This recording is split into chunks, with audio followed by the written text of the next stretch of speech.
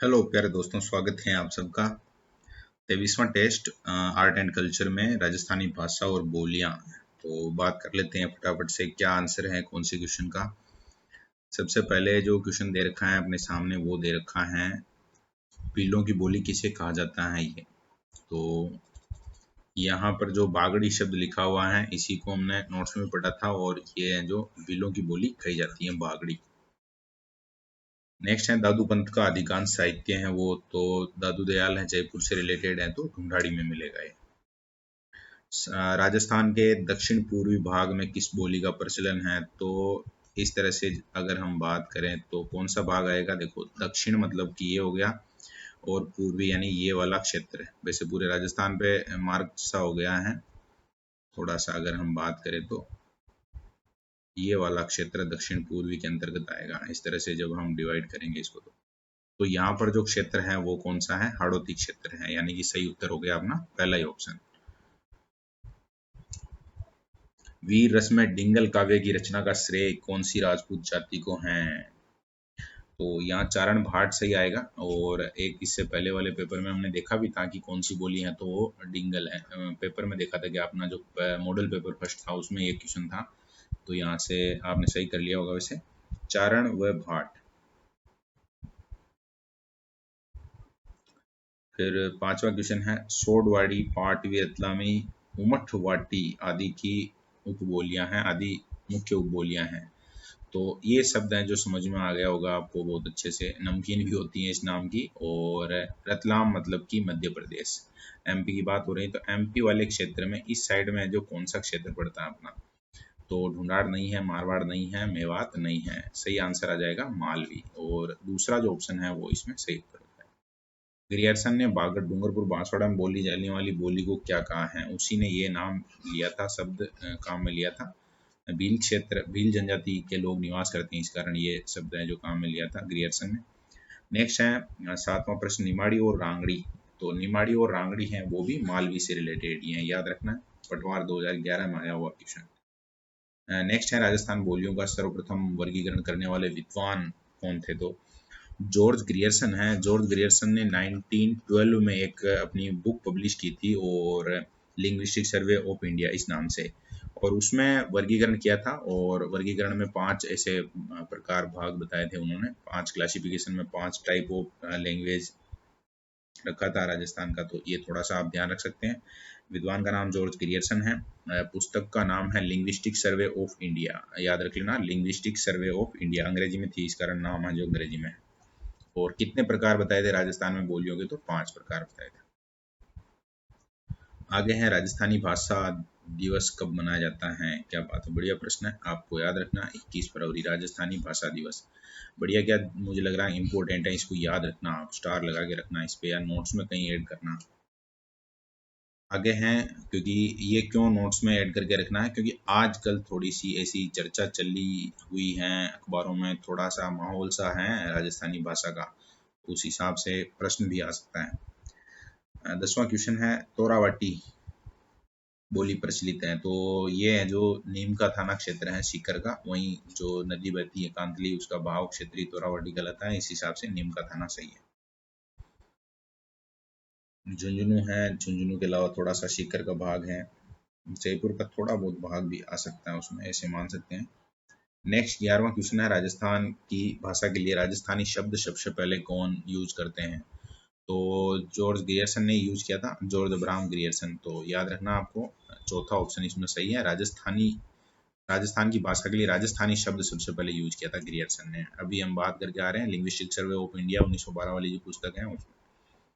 ढूंढाड़ी बोली के प्रचलित विविध रूपों में निम्न में से कौन सा है जो नहीं है, ढूंढाड़ी के अंतर्गत शामिल नहीं होगा, तो देखते हैं। किशनगढ़ी ढूंढाड़ी में आ जाएगा, चौरासी आ जाएगा, बिल्कुल ठीक है, काठेड़ी आ जाएगा। खेराड़ी है वो थोड़ा सा अलग है, क्योंकि खेराड़ी है किसकी उपबोली है, मारवाड़ी की, तो मारवाड़ी की उपबोली है, तो फिर ये है जो ढूंढाड़ी में नहीं आएगी।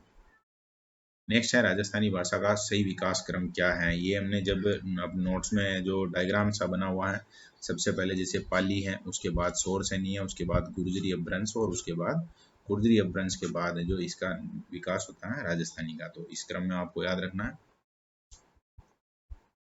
डूंगरपुर बांसवाड़ा क्षेत्र में कौन सी भाषा बोली जाती है? तो ऐसा सरल प्रश्न है, आराम से कर लिया होगा। वागड़ प्रदेश कहा जाता है, ई उसमें प्रत्यय लगा दिया तो वागड़ी।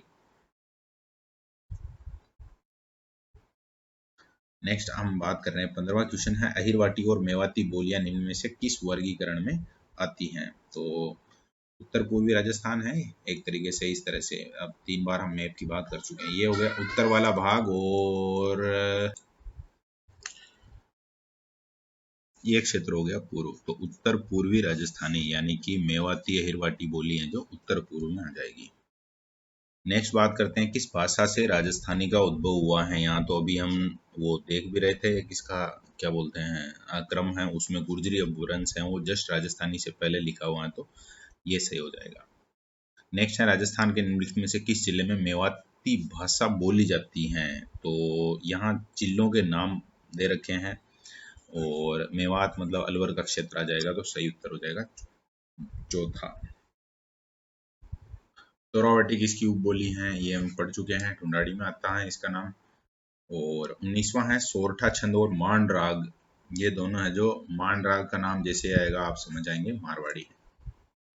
कीर्ति सम प्रशस्ति के अनुसार महाराणा कुंभा द्वारा रचित 4 नाटकों में किस भाषा का प्रयोग किया गया था? क्या बात है, बहुत बढ़िया है। मेवाड़ के थे महाराणा कुंभा, तो उस हिसाब से सही है। और 21वां है, उदयपुर भिलवाड़ा चित्तौड़गढ़ में अधिकांशतः, तो उदयपुर का नाम आ रहा है मतलब मेवाड़ी। जॉर्ज अब्राहम ग्रियर्सन ने राजस्थानी बोलियों का सर्वप्रथम वर्गीकरण अपनी किस पुस्तक में किया? चलो बढ़िया है, मैंने उस समय नाम लिख के तो नहीं बताया था, लेकिन यहाँ पर अपने पास लिखा हुआ नाम आ गया, तो बहुत बढ़िया है। Linguistic survey of India. कब पब्लिश हुई थी? 1912 में, याद रखना है। 5 प्रकार बताए गए थे राजस्थानी बोलियों के। इंडियन एंटीक्वेरी 1914 से 16 नामक पुस्तक किस विद्वान द्वारा लिखी गई है? क्या बात है, एलपी टेशीतोरी का नाम आता है। वे टेशीतोरी एंटीक्वेरी ऐसे थोड़ा सा ट्यूनिंग बैठती भी है, तो याद रख लेना। एलपी टेशीतोरी इटली के उदीने गांव का था, ऐसा हमने पढ़ा था। डिंगल का हॉरेंस कहा था आपने, क्या नाम है, पृथ्वीराज राठौड़ को, और काफी बढ़िया इन्होंने काम किया था चारण साहित्य पर, तो फिर नाम याद रखना आपको। नेक्स्ट है, लिंग्विस्टिक सर्वे ऑफ इंडिया में ग्रियर्सन ने राजस्थानी बोलियों को कितने भागों में बांटा है? 5 भागों में बांटा है। वो इस आधार पर, जैसे पश्चिम है तो पश्चिमी राजस्थानी, दक्षिण है तो दक्षिणी राजस्थानी, उत्तर है तो उत्तरी पूर्वी राजस्थानी, मध्य पूर्वी राजस्थानी और दक्षिण पूर्वी राजस्थानी, इस तरह से 5 प्रकार बताए थे। ये पांचों प्रकार आपको याद रखने हैं। कौन कौन से? पश्चिमी राजस्थानी, दक्षिणी राजस्थानी, उत्तर पूर्वी, मध्य पूर्वी, दक्षिण पूर्वी राजस्थानी। तो 3 है जिनमें तो नाम है जो डबल आ रहा है, बाकी एक पश्चिमी दक्षिणी शेप है, फिर उत्तर पूर्वी, मध्य पूर्वी, दक्षिण पूर्वी। आगे है मुड़िया लिपि महाजनी लिपि के अक्षरों का आविष्कारक। राजस्थान का तो नहीं है, फिर भी हमें याद रखना है। ये मुड़िया लिपि महाजनी लिपि शब्द आता है, महाजनी था ऐसे लेन देन के मामले में एक्सपर्ट था व्यक्ति, तो राजस्व अधिकारी भी रहा था ये अकबर के समय, तो ध्यान रखना है टोडरमल। असत्य कथन पूछा गया है 26वें में, और असत्य कथन का पता लगाना हमें।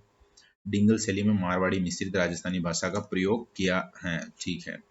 पिंगल शैली में ब्रज मिश्रित। अब पिंगल जब भी आए तो आपको ध्यान रखना है ब्रज मिश्रित होती है। डिंगल में मारवाड़ी होती है, डिंगल मतलब मारवाड़ी उसमें मिश्रित होगी, और पिंगल शब्द जब भी आएगा तो ब्रज मिश्रित, यानी थोड़ी मिठास ज्यादा होती है, काव्य शैली के रूप में इसको मान सकते हैं हम, राजस्थानी भाषा का प्रयोग है, ये भी सही है। डिंगल शैली का सर्वप्रथम प्रयोग पिंगल शिरोमणि में कुशल लाभ ने किया था। कुशल लाभ का नाम हमने और जगह भी पढ़ा था, ये आपको बहुत अच्छे से पता होगा, ये आपको ध्यान रखना है, ये सत्य वाक्य है। डोला मारू से रिलेटेड है कुशल लाभ, तो वो भी ध्यान रखना जिन्होंने संग्रहण किया था। और लास्ट में शब्द है, डिंगल शब्द का सर्वप्रथम प्रयोग कुकवि बत्तीसी में कवि मह ने किया था। नहीं, कुकवि बत्तीसी है एक मतलब किताब का नाम है, और बांकी दास है नाम लेखक का। कुकवि बत्तीसी हमने पढ़ा था, ये मेह का नाम नहीं आता है। कौन है लेखक, कौन है ये हमें याद रखना है, बांकीदास। बांकीदास, और बांकीदास के साथ शब्द जुड़ता आशिया, एक आशिया मोड़ भी है, वो नहीं है ये आशिया है, बांकीदास आशिया, ये आपको याद रखना है। तो कवि मेह का नाम आ गया था, इस कारण यह सत्य हो गया, और चौथा ऑप्शन है जो इसमें सही हो जाएगा, आपका याद रखना है। नेक्स्ट 27वां क्वेश्चन है, भारतीय भाषाओं में राजस्थानी भाषा का स्थान 7वां है, याद रखना है। इंडियन जो टोटल है उसमें राजस्थानी का नंबर है जो कौन सा है, 7वां है, याद रखना है। नेक्स्ट 28वां है, कौन सी बोली पश्चिमी हिंदी और राजस्थानी के मध्य सेतु का काम करती है? क्या बात है, मेवाती। पश्चिमी हिंदी और राजस्थानी, इन दोनों के बीच में जो सेतु का काम करती है मेवाती। और इसको थोड़ा सा ऐसे समझना है, पश्चिमी हिंदी का मतलब हो गया ओवरऑल, ऐसे हम इंडिया वाले मैप की अगर अगर हम बात करेंगे तो उसमें जो राजस्थान की स्थिति बनेगी इस तरह की। तो एक तरीके से इंडिया के लिए ये क्षेत्र हो गया पश्चिमी, है ना। इसी कारण यहाँ पर राजस्थानी और पश्चिमी हिंदी के मध्य सेतु के रूप में मेवाती को बताया है।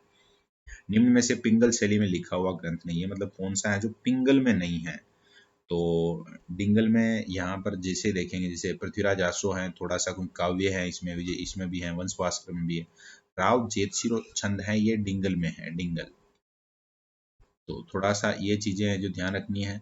यहाँ पर शब्द आया है पिंगल ब्रज मिश्रित, ठीक है ना। तो पृथ्वीराज रासो हो गया, विजयपाल रासो हो गया, वंश भास्कर हो गया, वंश भास्कर अपने क्या नाम, सूर्यमल मिश्रण का, और नल सिंह का ये विजयपाल रासो। तो इस तरह से इनको ध्यान रखना है। इनमें ज्यादा वैसे काव्य ही कह सकते हैं राव जेतसिरो छंद में भी, लेकिन यहाँ पर शैली कौन सी है, डिंगल है। 30वां क्वेश्चन है, कवि सारंगधर की रचना हमीर रासो।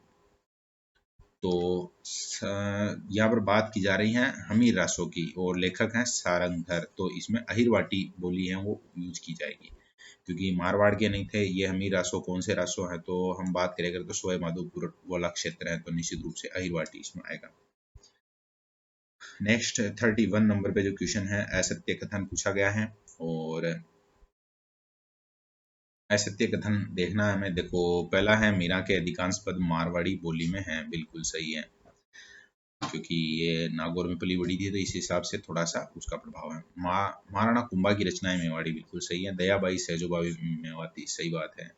और लास्ट जो लिखा हुआ है वो लिखा हुआ है अली बख्शी ख्याल खेराड़ी बोली में, खेराड़ी में नहीं आएगा, खेराड़ी शब्द तो बहुत अलग हो जाएगा। यहाँ पर सही आना चाहिए अहिरवाटी, क्योंकि ये जो क्षेत्र है वहां पर बोली जाने वाली बोली है वो है अहिरवाटी। तो इसी हिसाब से अलवर भरतपुर वाला ये पूरा क्षेत्र है।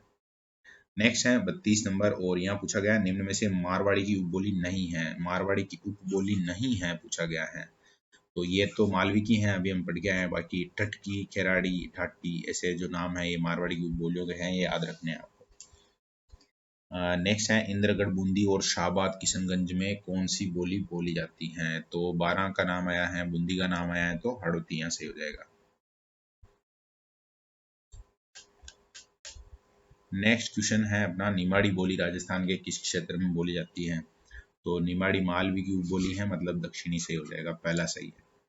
35वें में वापस से असत्य कथन देखना हमें, और असत्य कथन है तो देख लेते हैं। काठेड़ी जयपुर का दक्षिणी भाग, चौरासी जयपुर के दक्षिण पश्चिम, टोंक का पश्चिम भाग, बिल्कुल सही। राजावाटी जयपुर का पूर्वी भाग, ये भी सही है। तोरावाटी जयपुर का दक्षिणी भाग, ये जरूर गलत देगा, क्योंकि तोरावाटी है जो झुंझुनू वाला क्षेत्र है, थोड़ा बहुत सीकर वाला भाग है। और जयपुर जिले का अगर हम देखेंगे तो जयपुर जिले का भी, जयपुर की स्थिति बनती है वो सीकर और इनसे तो इस साइड बनती है, मतलब जयपुर का उत्तरी भाग रहेगा। जयपुर का कौन सा भाग रहेगा, तो उत्तरी जयपुर अगर आएगा तो वहां पर सही कह सकते हैं। जयपुर का दक्षिणी पश्चिमी नहीं कहा जा सकता। तो ये आपको ध्यान रखना है, यहाँ दक्षिणी आ गया था, होना चाहिए था उत्तरी, इस कारण से चौथा ऑप्शन है जो सही है। और यहाँ जयपुर के अलावा झुंझुनू सीकर का नाम जरूरी है। 36वां है, बहरोड, मंडावर, अलवर, कोटपुतली जयपुर में बोली जाती है। मतलब कि यहाँ जितने नाम हैं उनमें से कोटपुतली जयपुर, बहरोड और मंडावर अलवर में कौन सी बोली जाती हैं, ये आपको बताना है। तो खेराड़ी, ढाटी और थली, अहिरवाटी इसमें से आ जाएगा। वैसे तो ये दो नाम है, इससे क्लियर हो जाएगा। वैसे भी फिर भी थोड़ा ध्यान रखेंगे कि जयपुर के कोटपुतले में भी अहिरवाटी बोली जाती है। नंबर 37 में है, बाड़मेर में बोली जाने वाली बोली, क्या बात है। शेखावटी, शेखावटी में 84 है जो अलग है, टटकी अलग है, ठाटी। अब थोड़ा याद रखना, बाड़मेर में बोली जाती है ठाटी। और कहीं पर भी हमने जो बोलियों में इस तरह से शायद तक नहीं देखा होगा कि ढाटी है वो बाड़मेर में बोली जाती है। याद रखना आपको, ढाटी है वो अब बाड़मेर में बोली, अब नहीं, मतलब पहले से बोली जाती है, अब याद रखनी है आपको। 38वां है, जयपुर के दक्षिणी भाग में काठेड़ी आना चाहिए नाम। तो यहाँ पर दक्षिणी भाग का नाम आए तो काठेड़ी याद रखना है। और 39 नंबर जो क्वेश्चन है वहां पर पूछा गया है, जयपुर जिले के पूर्वी भागों में कौन सी बोली जाती है। पूर्वी भागों में राजावाटी है। 40वां लास्ट क्वेश्चन, इनमें से असत्य कथन ही ढूंढना है। तो देखते हैं, मालवी बोली मुख्यतः प्रतापगढ़ झालावाड़ में, सही है। रांगड़ी मालवा क्षेत्र में, ब्रज बोली भरतपुर, बिल्कुल ठीक है। झाड़साई, या नाम झाड़साई आया है इसके कारण से ये झालावाड़ लिख दिया और यही गलत है। झाड़साई है मतलब जयपुर, जयपुर में सिक्के भी चले थे इस नाम से, थोड़ा सा ध्यान रखना आपको। चौथा ऑप्शन इसमें सही होगा, झाड़साई कोई जयपुर या ढूंढाड़ी भी कहा जाता है। जयपुर के अलावा अगर आसपास में देखें तो दौसा है, थोड़ा किशनगढ़ अलवर वाला क्षेत्र आ जाएगा। तो यहाँ चौथा ऑप्शन है वो असत्य में आ जाएगा, यानी इस 40वें क्वेश्चन का आंसर हो जाएगा। तो ये हम बात कर रहे थे राजस्थान की भाषा और बोलियों से रिलेटेड जो क्वेश्चन थे उनके बारे में। 40 क्वेश्चन हैं, सभी महत्वपूर्ण हैं। इसी तरह से तैयारी होनी चाहिए हमारी कि इस तरह का कोई प्रश्न बनता है तो वो बहुत अच्छे से हमें आना चाहिए एग्जाम में।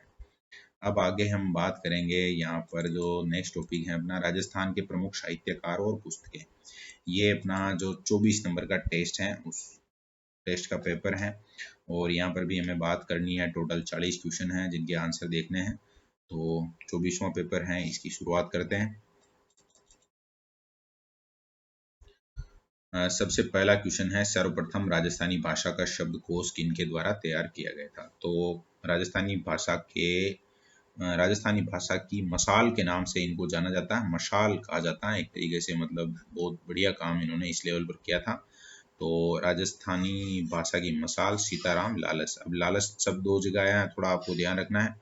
सीताराम लालस को ही राजस्थानी जुबान की मसाल कहा जाता है। ये मसाल शब्द इनके साथ याद रखना, उपनाम बाई चांस पूछ ले तो वहां पर अपना काम बढ़िया हो जाएगा। बाकी शब्दकोश मतलब डिक्शनरी आप जानते ही हैं, इन्होंने सबसे पहले तैयार किया था। और कहाँ के निवासी थे ऐसा आ जाए, बाई चांस आ जाए तो जोधपुर के निवासी थे। जोधपुर में भी एक गांव है नेरवा, वहां के निवासी थे। आगे है, सतसैया के दोहरे जो नाविक के तीर, उक्त पंक्तियां किसके दोहों के बारे में कही गई हैं? क्या बात है, बिहारी सतसई। यहाँ सतसैया का मतलब सतसई, और वो कौन है राइटर उसके? तो बिहारी। उनकी जो किताब थी उसका नाम था बिहारी सतसई। थोड़ा सा याद रखना है, 713 टोटल उसमें दोहे थे, इसे भी ये भी पूछ ले बाई चांस, थोड़ा याद रखना है। नेक्स्ट है, गरोंदा मुर्दों का टीला, अंधेरे में जुगनू, कब तक पुकारूं इत्यादि, बहुत ही फेमस अपने साउथ के थे, वैसे अपने राजस्थान में आ गए थे बाद में, पहले यूपी में आए थे, फिर थोड़ा भरतपुर वाला क्षेत्र है वहाँ पर आकर बसे थे। वहाँ का जो जनजीवन है उस पर काफ़ी बढ़िया इन्होंने जो लेखन कार्य किया है, याद रखना है अपने को। मुर्दों का टीला है जो ये मोहनजोदड़ो और ये जो क्षेत्र है अपना, इस पर बहुत शानदार इन्होंने लेखन कार्य किया है। घरौंदा काफ़ी फेमस, अंधेरे में जुगनू है, कब तक पुकारूं, काका, बहुत सारी और भी रचनाएं हैं इनकी। त्रयंबकम राघवम ऐसा बड़ा उपनाम भी मतलब जो मेन नाम है वो काफ़ी इनका टिपिकल सा है। आगे चौथा क्वेश्चन है जिसकी हम बात कर रहे हैं, धर्म युद्ध व बोल मारी मछली कित्तो पानी नाटकों के रचयिता जोधपुर निवासी कौन है? अर्जुन देव चारण का है ये बोल मारी मछली कित्तो पानी, ये अर्जुन देव चारण को याद रखना अब आपको। और ये दोनों बढ़िया शानदार इन्होंने नाटक लिखे हैं, राजस्थानी ही है यूज की गई भाषा भी, तो थोड़ा याद रखना है। पांचवा है, कर्नल जेम्स टोड के इतिहास ग्रंथ annals and antiquities of Rajasthan का हिंदी में अनुवाद किसके द्वारा किया गया था? तो ये हमने पढ़ा था, खुद जेम्स टोड की जीवनी भी लिखी थी गौरीशंकर हीराचंद ओझा ने, तो तीसरा ऑप्शन इसमें सही हो जाएगा। अगर आपको बूंदी के राजवंश के बारे में जानना है तो कौन सा ग्रंथ आपको पढ़ना चाहिए? तो बूंदी के वंश से रिलेटेड है वंश भास्कर। लेखक कौन है? सूर्यमल मिश्रण, याद रखना है, पक्का याद रखना है। और सूर्यमल मिश्रण का वीर सतसई है वो काफी फेमस है। चेतावनीरा चूंटिया, केसरी सिंह बारट सोटे थे, फतेह सिंह को भेजे थे 1903 में, और काफी मतलब वो प्रसिद्ध रहे हैं, इस कारण से थोड़ा सा हमें याद रखना है। हाँ मैंने 1903 कर दिया था। 1911 में दिल्ली में एक दरबार लगना था, उस दरबार में जाने वाले थे। तो 1911 में जब महाराणा फतेह सिंह है वो दरबार में जाने वाले थे, करजन का एडवर्ड सप्तम के सम्मान समारोह में एक आयोजन था दिल्ली में, तो उसको नाम दिया गया था दिल्ली दरबार। तो थोड़ा सा आपको ये ध्यान रखना है, वो चक्कर था दिल्ली दरबार में चले जाएंगे, अपने राजा हैं ऐसे, तो उन्होंने जो थोड़ा सा प्रयास किया कि वो नहीं जाए तो अच्छा रहेगा। और जो 13 सोटे पड़े थे महाराणा ने, तो फिर वो नहीं गए थे, ये भी एक महत्वपूर्ण बात है। केसरी सिंह बारट का आपको ध्यान रखना है। 1911 की बात है, ये भी थोड़ी ध्यान रखनी है। मैं जो अभी 1903 बोल गया था, 1903 नहीं है 1911 है, अब याद हो जाना चाहिए पक्का। आगे हैं कवि पद्मनाभ द्वारा रचित कान्हड़देव प्रबंध ग्रंथ में किस युद्ध का वर्णन है। तो कान्हड़देव प्रबंध यानी कि कान्हड़देव कहाँ के राजा थे, इस तरह से आप अगर आप सोचेंगे तो जालोर के युद्ध के बारे में आप जो याद कर पाएंगे। 1311-12 की बात है, अलाउद्दीन खिलजी ने हमला किया था और कान्हड़देव और उनका पुत्र क्या नाम है वीरम देव, वो दोनों हैं जो केसरिया पहन के चले गए थे युद्ध में, वीर गति को प्राप्त हुए थे, केसरिया किया था उन्होंने। जौहर भी याद रखना ही है आपको यहाँ। आगे है 9वां क्वेश्चन है दयाल दासरी ख्यात में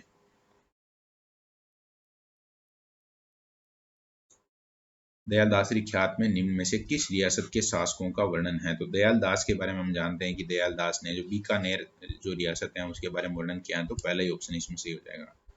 पृथ्वीराज राठौड़ की रचना नहीं है, ये एक बार पहले भी आ चुका है प्रश्न, तो थोड़ा सा हमें ध्यान रखना है। और तो इसमें गंगा लहरी है, दसम बाग उतरा दुआ है, गंगा जीरा दुआ है, तो ऑटोमेटिक ये है जो छूट गया, एक रचना है डिंगल कोश, ये सूर्यमल मिश्रण की है, तो थोड़ा सा आपको याद रखना है। सूर्यमल मिश्रण की रचना है, सूर्यमल मिश्रण, तो याद रखना उनका नाम भी। नेक्स्ट है कौन सी रचना कन्हैयालाल सेठिया की नहीं है। क्या बात है, कन्हैयालाल सेठिया भी एक मूर्धन्य साहित्यकार रहे हैं, थोड़ा सा हमें याद रखना है। और इसमें देखो लील टांस तो हमने बहुत बार पढ़ लिया है, ये सही है। रमणीयरा सोरठा भी है, शब्द भी है, रूख नहीं है, रूख विजयदान देथा की है, तो आपको इस रूख शब्द इसके साथ याद रखना है विजयदान देथा, विजयदान देथा, या जिनको और हम कहते हैं बिज्जी, तो बिज्जी शब्द आ जाए या विजयदान देथा तो इनके साथ है रूख। नेक्स्ट है 1544 ईस्वी के गिरी सुमेल युद्ध का वर्णन किस पुस्तक में मिलता है। तो तारीख शेरशाही, क्योंकि गिरी सुमेल में शेरशाही लड़ रहा था, शेरशाही मतलब शेरशाह लड़ रहा था, इस कारण से इसका वर्णन मिलेगा 5 जनवरी 1544। और जेता कुपा का नाम अमर हो गया था इस युद्ध में, थोड़ा ध्यान रखना है। मालदेव थोड़ी सी गलती कर जाते हैं यहाँ, या उनके साथ धोखा होता है, इस कारण वे हार जाते हैं। और एक वो लाइन भी याद रखनी है गिरी सुमेल के युद्ध के साथ आपको, मुट्ठी भर बाजरे वाली, शेरशाह ने कही थी ये बात। सगत रासों के लेखक कौन है। तो सगत रासों के लेखक के बारे में आपको याद रखना है, गिरधर आशिया है वो सगत रासों के लेखक हैं, गिरधर आशिया यहाँ पर नाम दे रखा है दूसरे ऑप्शन में। धोरा रोधोरी, एक तो धरती दोरारी है वो थोड़ा अलग है, आपको याद रखना है, ये है धोरा रोधोरी, और ये श्रीलाल नतमल जोशी की किताब है। और धोरा रोधोरी ये किसके बारे में लिखी गई है, ये भी आपको थोड़ा अगर ध्यान रह जाए तो बहुत अच्छी बात है। हम बात करें अगर, तो हमने बात की थी एलपी टेसीटोरी के बारे में, तो टेसीटोरी हैं उनका जो जीवन का वर्णन है वो धोरा रोधोरी में किया गया था, और किसके द्वारा किया गया था, श्रीलाल नथमल जोशी के द्वारा किया गया था। तो अब यहाँ पर दो बातें हैं, एक तो बाई चांस एग्जाम में आ जाए कि किसके जीवन के बारे में वर्णन है, तो धोरा रोधोरी किताब में एलपी टेसीटोरी के बारे में वर्णन है, और वर्णन करता मतलब लेखक कौन है, तो फिर श्रीलाल नथमल जोशी। आगे है राजरूपक के लेखक कौन है। तो वीरभान ने लिखा था राजरूपक, यानी कि तीसरा ऑप्शन सही हो जाएगा। अभय सिंह और गुजरात के शेर बुलंद खां की लड़ाई का थोड़ा सा वर्णन जैसा है इसमें, तो थोड़ा ध्यान रखना है। इधर अपने राजा हैं अभय सिंह मारवाड़ के, और गुजरात का जो शासक था शेर बुलंद। आगे हैं 16 नंबर क्वेश्चन, भरतेश्वर बाहुबली घोर, जब भी घोर शब्द आएगा तो फिर सही आएगा ब्रजसेन सूरी, बागीरास आएगा तो फिर ये पढ़ी रखा है आपने, पहले नंबर पे है ये किताब शायद तक नोट्स में। आगे हैं राम रासो के रचयिता हैं। तो राम रासो है जो माधव दास दधवाड़िया के द्वारा लिखा गया है राम रासो, याद रखना है। 18वां क्वेश्चन है हम्मीर महाकाव्य, नयन चंद्र सूरी की किताब है, बहुत ही फेमस किताब है।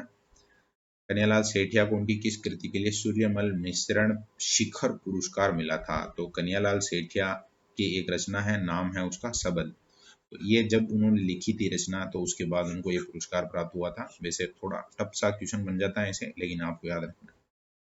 हाँ, और बाकी जो तीनों नाम लिखे हुए हैं शब्द के अलावा वो सब उनकी रचना है। देखो लील टांस है, पाथल पातल पीतल लिखा हुआ, कुछ जगह पाथल भी आता है, तो पाथल पीथल याद रखना आपको। महाराणा प्रताप के लिए ये सब यूज किया था, और ये है जो पृथ्वीराज राठौड़ के लिए यूज किया था। धरती दोरारी काफी शानदार इनकी कविता। लील टांस तो है ही है। 20वां क्वेश्चन है निम्नलिखित कौन सी कविता सुनने के बाद शाही नरेश royal king British viceroy से मिलने दिल्ली नहीं गए थे। क्या बात है, चेतावनी रा चुंगटिया। अब शाही नरेश कौन थे? फतेह सिंह थे, 1911 की बात है। लेखक कौन थे? केसरी सिंह बारट, शाहपुरा के थे। तो सारी बातें आपको याद। 21वां क्वेश्चन है, निम्नलिखित लेखकों में किसकी कहानी पर आधारित पहली फिल्म का निर्माण अमोल पालेकर द्वारा किया गया था? तो हमें अमोल पालेकर तो क्या हो गए, एक तरीके से निर्देशक हो गए, निर्माता निर्देशक हो गए, और फिल्म का नाम क्या हो गया? पहली। और लेखक हैं अपने इधर जो हैं वो विजयदान देथा हैं, याद रखना आपको पक्का नाम विजयदान देथा। आगे हैं पुस्तक बारीक बात के लेखक कौन है? बारीक बात से रिलेटेड है किसान, रामस्वरूप किसान। तो बारीक बात को याद रखना है, अभी रीट के एग्जाम में शायद तक ये क्वेश्चन था एक, तो इस हिसाब से हमें थोड़ा साहित्य तो क्योंकि अलग से वहाँ टॉपिक दे रखा है, 4 क्वेश्चन आए थे, तो ये जो पेपर अभी आप हल कर रहे हैं इसको थोड़ा इंपॉर्टेंस देते हुए हल करना है, ध्यान देना है सारे प्रश्नों पर, आगे रीट में भी काम आने वाला है। और अगर रीट की तैयारी करने वाले देख रहे हैं तो उनके लिए तो बहुत स्पेशल हो गई क्लास। पृथ्वीराज विजय, तो ये याद करवाया था मैंने, जय से ही आगे फिर जय और आगे बढ़ा देना। कश्मीर के थे, संस्कृत में लिखा हुआ ग्रंथ है जयानक। 24वां है, निम्न में से कौन से युग में है वो सही सुमेलित हैं? तो देखते हैं। करनिदान सूरज प्रकाश सही है, दौलत विजय कुमार रसो सही है, पद्मनाभ का नरदेश सही है। श्रीधर व्यास का नाम लिखा हुआ है, आगे लिखा हुआ है अजितोदय, जबकि अजितोदय में हमने पढ़ा था जगजीवन भट्ट। तो यहाँ नाम आना चाहिए था किसका? जगजीवन का, जगजीवन भट्ट। थोड़ा सा ध्यान रखना है यहाँ पर, ये श्रीधर व्यास का नाम नहीं आएगा। महाराजा जसवंत सिंह और अजीत सिंह के युद्ध संधियां जो भी सारी चीजें हैं उनका वर्णन है जो इस अजितोदय में मिलता है, लेकिन लेखक है वो जगजीवन भट्ट है। तो इसका मतलब क्या हो गया? ABC सही है, मतलब पहला ऑप्शन इसमें सही हो गया।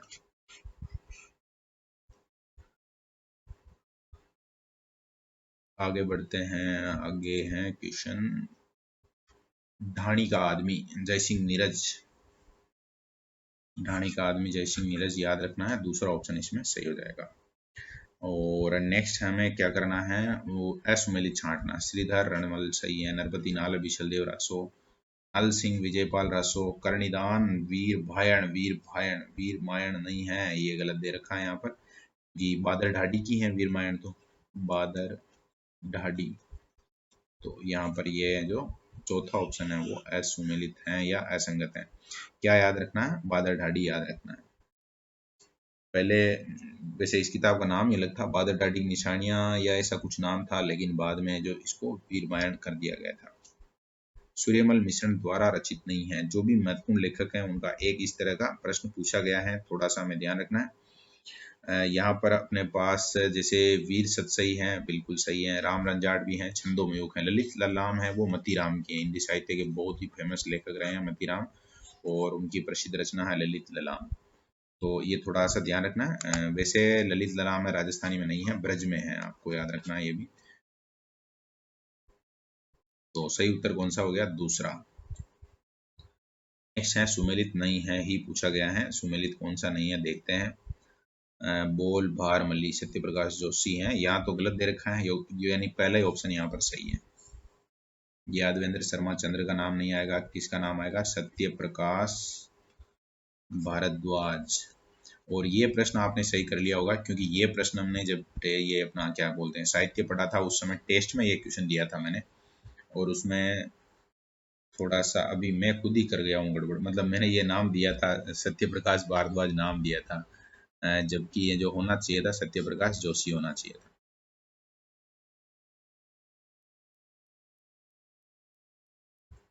सही कर लेते हैं, सत्य प्रकाश जोशी।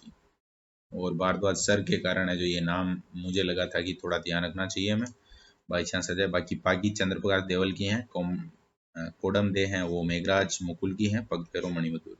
और एक थोड़ा इंसिडेंट बताता हूँ मैं, जो अपने सत्य प्रकाश भारद्वाज सर हैं वो कवि भी हैं तो बहुत ज़्यादा इसी कारण से शायद मुझे भी, क्योंकि बहुत सी बार ऐसे सोशल मीडिया पे कभी रचनाएं मिल जाती हैं, उनकी लाइनें लिखी हुई तो पढ़ने को मिलती हैं, तो वो फिर थोड़ा नाम ज़्यादा ही ध्यान में रह रहा है, तो आप थोड़ा ध्यान रखेंगे, इसमें गड़बड़ नहीं होनी चाहिए अपने। अगला 29वां क्वेश्चन देख लीजिए, कौन सा सुमेलित नहीं है? यहाँ पर भी वही सुमेलित वाली कहानी है।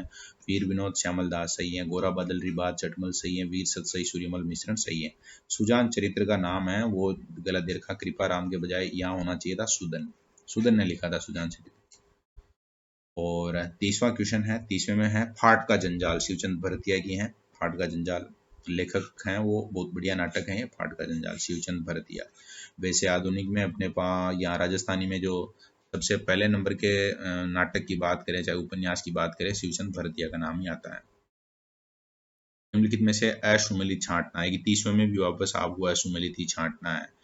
तो यहाँ पर पहला ही नंबर पे गलत दे रखा, अमीर भट्ट हैं वो चंद्रशेखर। याद करने का तरीका भी यही था कि जो क्रांतिकारी थे चंद्रशेखर, वो भी थोड़े हठी स्वभाव के थे, और अमीर भट्ट उन्होंने लिखा है। तो जय सिंह सूरी का नाम आया है, तो ये है जो गलत है। बाकी मेर महाकाव्य नयन चंद्र सही है, कानड़ देव पद्मनाभ सही है, पृथ्वीराज विजय जयानक सही है।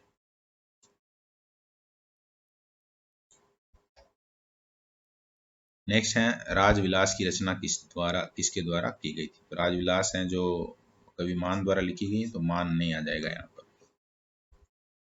आगे है एकलिंग महात्म्य किस भाषा में लिखा गया। एकलिंग महात्म्य शब्द को देखकर लग रहा है कि संस्कृत में है। अगर राजस्थान, वैसे राजस्थानी का तो नाम ही नहीं है तो कोई समस्या नहीं है। निम्नलिखित में से किसका लेखक वीरभान था। तो वीरभान है राजरूपक का लेखक था, तो तीसरा ऑप्शन इसमें सही हो जाएगा। और नेक्स्ट बात करते हैं, निम्नलिखित कौन सा ग्रंथ कुंभा द्वारा रचित नहीं है। कुंभा द्वारा नहीं है। संगीत राज तो है, रस रसिक प्रिया भी है, संगीत मीमांसा भी है, राजवल्लभ नहीं है, क्योंकि राजवल्लभ तो हमने पढ़ा था मंडन, शिल्पी था मंडन, और उसी के द्वारा ये लिखा गया था। आगे 36 है, राग चंद्रिका किसके द्वारा रचित है। तो नोट्स में नहीं था नाम, वैसे चाहें अगर तो थोड़ा प्रयास किया जाए तो जैसे दो ऑप्शन तो कट रहे हैं यहाँ पर, एक फकीरुल्लाह है, लेकिन नाम यहाँ का नाम देखने पर आप इसको भी मान लेंगे ऐसे, तो द्वारकानाथ भट्ट इसका सही लेखक का नाम है, याद रखना है। राग चंद्रिका द्वारकानाथ भट्ट। 37वां क्वेश्चन है, कौन सा ग्रंथ जालोर की उपलब्धि के बारे में आपको थोड़ा सा बताएगा। तो कानड़ देव प्रबंध है जालोर से रिलेटेड। तो नेक्स्ट 38वां है, कवि सूर्यमल मिश्रण की रचनाएं कौन सी भाषा में है। तो सूर्यमल बूंदी के थे, तो हाड़ौती सही है। एक उपन्यास रांगे राघव द्वारा लिखित नहीं है, थोड़ा सा आपको ध्यान रखना है। देखो, मुर्दों का टिल्ला है, सीधा सीधा रास्ता है, कब तक पुकारूं है, मिट्टी का कलंक है जो यादवेंद्र शर्मा चंद्र का है। यादवेंद्र शर्मा चंद्र, ये आपको याद रखना है। और लास्ट क्वेश्चन है, रानी लक्ष्मी कुमारी चुंडावत को रानी पद्मश्री उनके किस क्षेत्र में योगदान के लिए। तो साहित्य वाला टॉपिक था, तो साहित्य क्षेत्र आएगा ही आएगा। और काफ़ी सारी चीज़ें हैं जो ये क्या नाम, लक्ष्मी कुमारी चुंडावत हैं, उनके बारे में। एक तो देवगढ़ प्रतापगढ़ से रिलेटेड हैं ये, और फ्रांसिस टेफ्ट ने इनकी खुद की पैराडोन वाली वो एक क्या नाम बायोग्राफी भी जीवनी लिखी थी, ये भी हमें ध्यान रखना है। टाबरारी बाताओं और ऐसी काफ़ी सारी हैं जो इनकी रचनाएं भी हैं। तो यहाँ रचनाओं का नाम तो नहीं आया, लेकिन याद रखना है, काफ़ी ये भी महत्वपूर्ण है, और साहित्यिक क्षेत्र में इनका नाम आ जाएगा। किसी भी लेखक के बारे में अगर इस तरह का प्रश्न आता है तो फिर उसके लिए सही आंसर होता है साहित्यिक क्षेत्र। तो ये अपने दोनों जो पेपर थे वो दोनों कंप्लीट हैं, और ये जो 30-35 मिनट का समय अगर आप यहाँ निकाल रहे हैं, बहुत अच्छे से देख रहे हैं, तो एक तरीके से जो सबसे महत्वपूर्ण बातें याद होनी चाहिए वो उनका रिवीजन आपका बढ़िया हो रहा है, और इसी तरह से लगे रहना है तो बहुत बढ़िया रिजल्ट भी आएगा। ओके, धन्यवाद।